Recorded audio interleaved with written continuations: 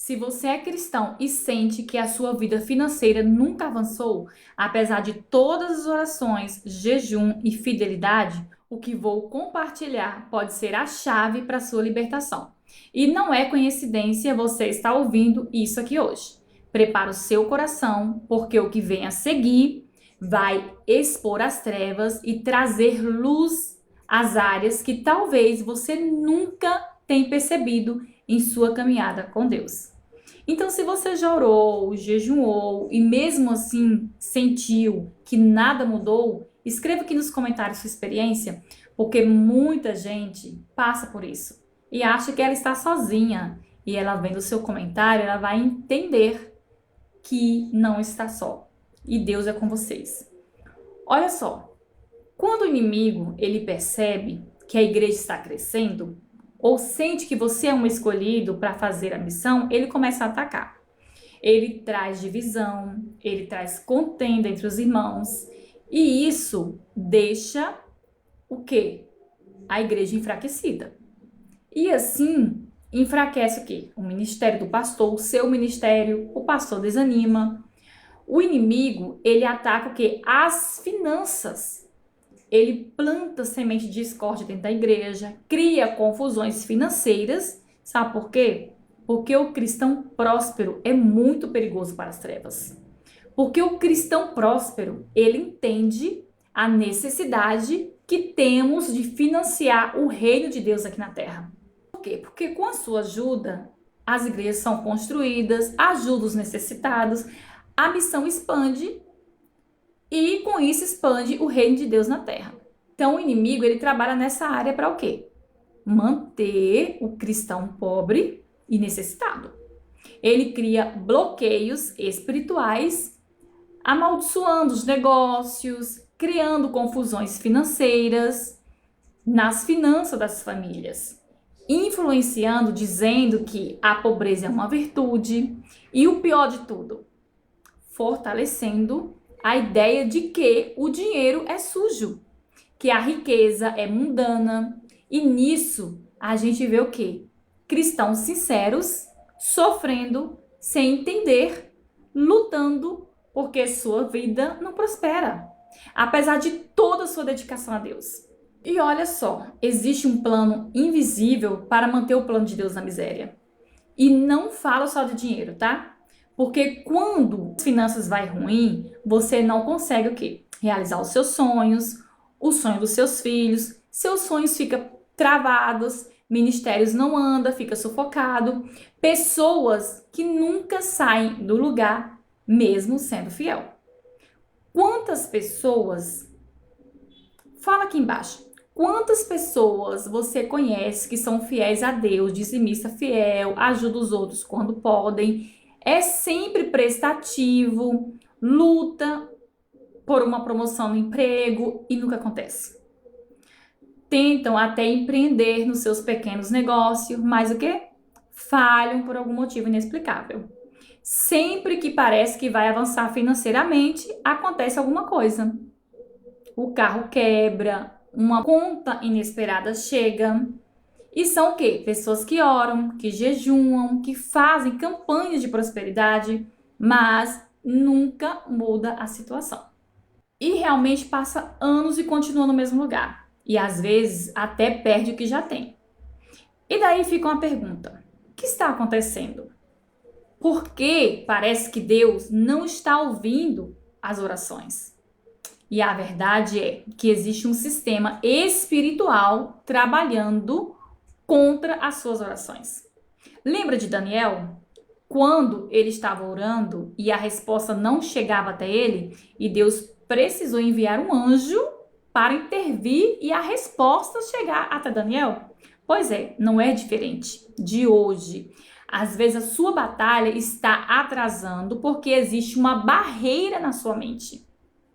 As crenças que implantaram em você, ensinamentos distorcidos. Quando você ouve que o dinheiro é a raiz de todo mal, existe uma grande distorção nessa palavra, gente. A Bíblia não diz isso. Ela diz que o amor ao dinheiro é a raiz de todos os males. Sua mente gerou uma crença tão enraizada que você não consegue verificar o mal que está gerando em você. Olha, você acredita que ter dinheiro vai fazer o mal para você? Ele nunca vai chegar até você. Sempre vai acontecer alguma coisa. Para quê? Para você gastar ele. Você nunca vai ficar com ele no bolso. Essa inversão, ela está inconscientemente servindo ao plano do inimigo. Quando você escuta alguém dizer que a pobreza é santidade, isso é mentira de Satanás. Isso não tem base bíblica. Abraão era rico. Davi era o segundo coração de Deus, riquíssimo. Salomão, gente, imensamente rico. José era rico e governou recursos enormes. A Bíblia está cheia de exemplos de homens e mulheres de Deus que prosperaram financeiramente, sem perder o quê? A sua fé ou sua integridade. Gente, aqui mora a grande armadilha. Quando você acredita que deve fazer uma escolha, ou serve a Deus, ou tem uma vida financeira abundante, o inimigo colocou isso na mente de alguns cristãos, dizendo: ah, mas se você for rico, você vai perder a salvação. Não existe isso na Bíblia. Isso é uma grande armadilha de Satanás, para te manter nessa dúvida e você não prosperar. Você não realizar os seus sonhos, realizar os sonhos dos teus filhos, não ter uma vida financeira próspera para financiar o reino de Deus na terra, para não ajudar os órfãos, as viúvas. E quando você acredita nessa mentira de Satanás, ele vence, te fazendo acreditar que a pobreza é uma virtude e que isso é santidade. E quando você para de lutar financeiramente, você não realiza seus sonhos. E com isso, permanece o quê? Fraco, independente, incapaz de financiar a expansão do reino. O inimigo colocou isso na mente de alguns cristãos, dizendo: se você for rico, você vai perder a salvação. E não existe isso na Bíblia. Isso é uma grande armadilha de Satanás, para te manter nessa dúvida e você não prosperar. Você não realizar os teus sonhos, os sonhos dos teus filhos, não ter uma vida financeira próspera. Porque se você é próspero, você financia o reino de Deus na terra para ajudar os órfãos, as viúvas. E quando você acredita nessa mentira de Satanás, ele vence, te fazendo acreditar que a pobreza é uma virtude e que isso é santidade. E quando você para de lutar financeiramente, você não realiza os teus sonhos.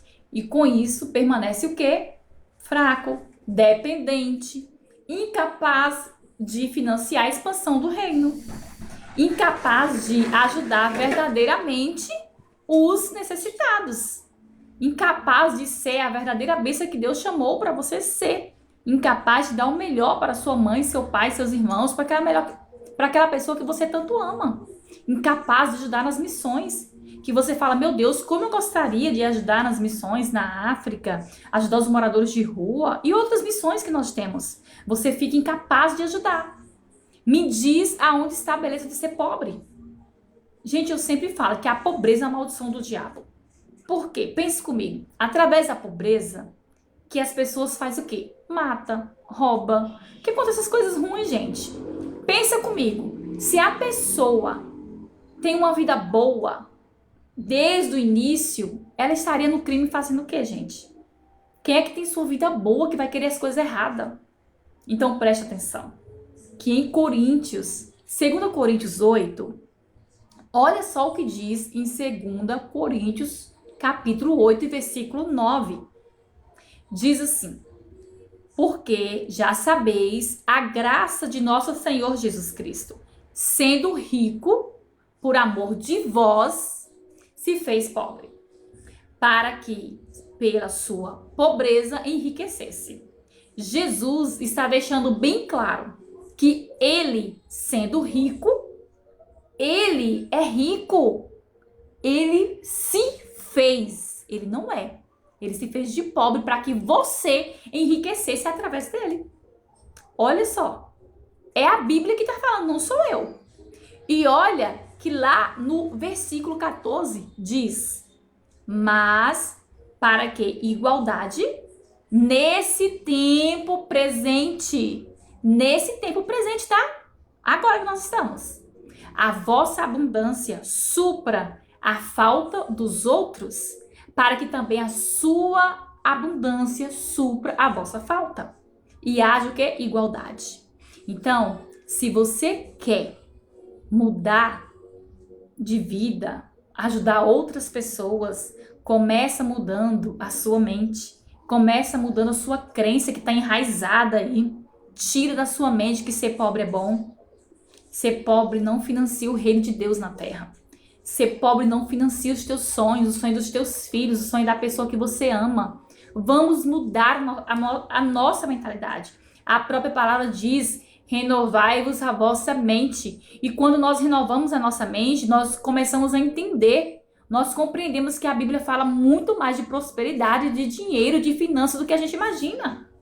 Gente, quando eu comecei a estudar essa área sobre finanças na Bíblia, eu falei, meu Deus, quanta coisa tinha aqui que eu não conhecia. Então preste atenção, o Senhor, Ele quer abençoar a tua vida. Ele quer transformar a tua história. Ele quer que você seja o canal de bênção. Ele quer derramar as riquezas. Ele quer derramar as riquezas do céu na sua vida, para que haja uma expansão do reino na terra. Ele quer abençoar a tua vida, para que você abençoe a vida da tua família. E eu já quero pedir para você, comente aqui embaixo, eu serei o próximo milionário da minha família para expandir o reino de Deus aqui na terra. Já curta, compartilhe esse vídeo e preste atenção nos versículos que eu citei aqui, porque essa é a chave desse vídeo para a sua prosperidade.